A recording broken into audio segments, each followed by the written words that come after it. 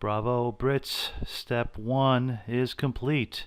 Referendum to leave the EU has gone down, and it surprised most.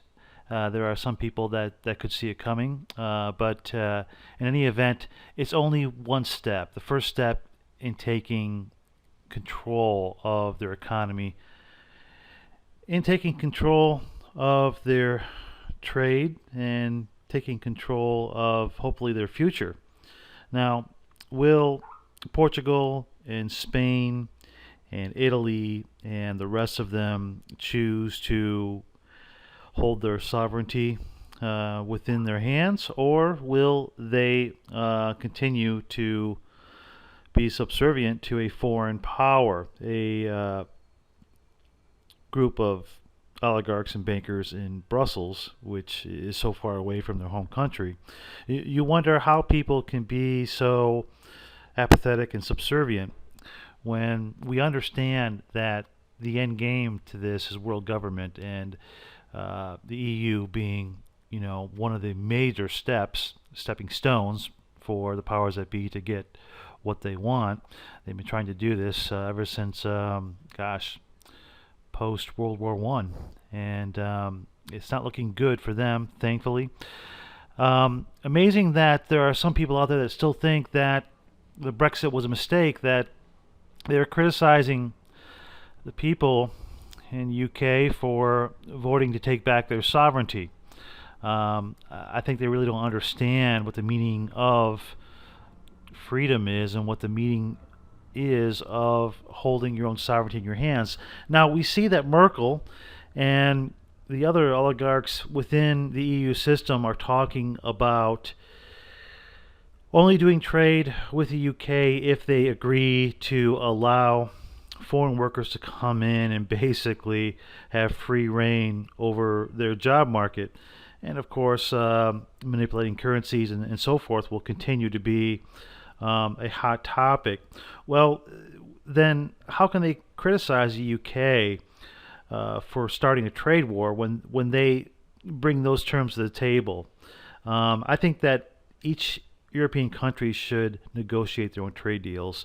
Of course, they're going to manipulate their currencies, but that's the beauty of the free market. You have competition throughout Europe. You have countries producing things that have value for other countries that they would like to purchase, trade with, negotiate, spread the wealth and contribute to an international trade, but not do it as a subservient to a foreign body. It's just common sense. And what we're seeing now, hopefully, will be of what's to come for the rest of these EU partners, so to speak. Now, remember, the referendum is just simply the first step. They haven't actually left the EU yet. They're just voting to do so. There could be another vote. There could be a curveball we're not seeing. There could be a lot of events that could take place that would either prohibit that from happening or change the game so that it's kind of an exit, 1 foot out the door, 1 foot in. This would be truly disappointing. But I think that anybody who loves freedom and understands that the UK people should be controlling UK's future, Greek people should be controlling their future, Spaniards should be controlling their future. There shouldn't be a foreign body governing your home nation. It's just simply wrong. Now, Jeremy Irons, the actor, he's very outspoken, and I want to play this video for you because I think it's really interesting, the points that he brings up. It is common sense. Nobody really has the balls to say what he's saying, especially in the spotlight that he's in. And I think you'll enjoy what Jeremy has to say. What do you know about Portugal? And do you know that we are bankrupt right now? I know that you and where I live, Ireland, yes, we're all bankrupt. We all owe billions of dollars and billions of whatevers to somebody. I'm not sure who it is we owe it to. But there's somebody out there who must be really pissed off. Yes. Because, the Americans owe something like $300 trillion to somebody. Who is it? Who did it? Is it to him? This is one of the guys. Yeah, is this something to do with your...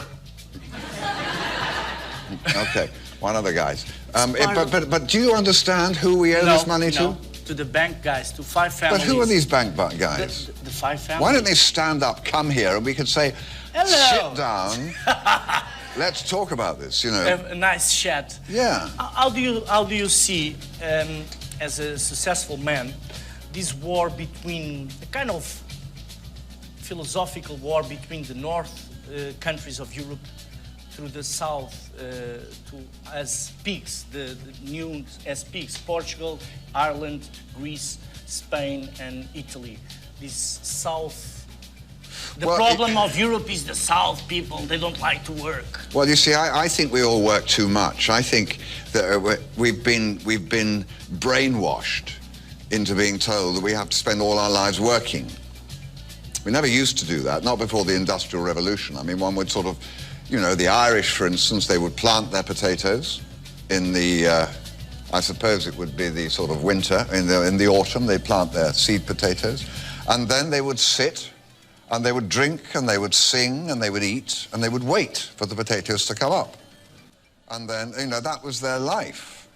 What's wrong with that? What's wrong with it in Spain? Going to sleep for 3 hours in the afternoon. It's wonderful. It's so civilized.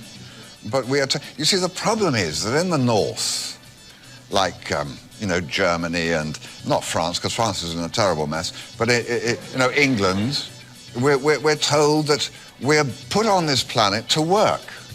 And we work from 8 o'clock in the morning till 5 o'clock at night or whatever.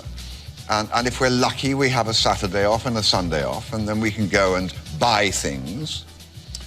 But I don't think that's how life should be. And a lot of countries, I mean, Germany, for instance, you know, has lent lots of people lots of money. And, well, they're very stupid to have done that. Because it's very clear that I think Germany has a plan. I think they have a plan, too. Yes. I think they tried it militarily twice, yes, and they didn't win. And so now they thought, well, we'll do it economically. Yes. And we'll just, you know, lend everybody. It's an old trick, isn't it? Yes. Shylock did it in Merchant of Venice. Lend, lend, lend, and then say, now I want it back. Oh, you can't pay it. Well, give me this, give me that, give me your house, your life. Give me your life, give me your country. And I think we have to say, sorry.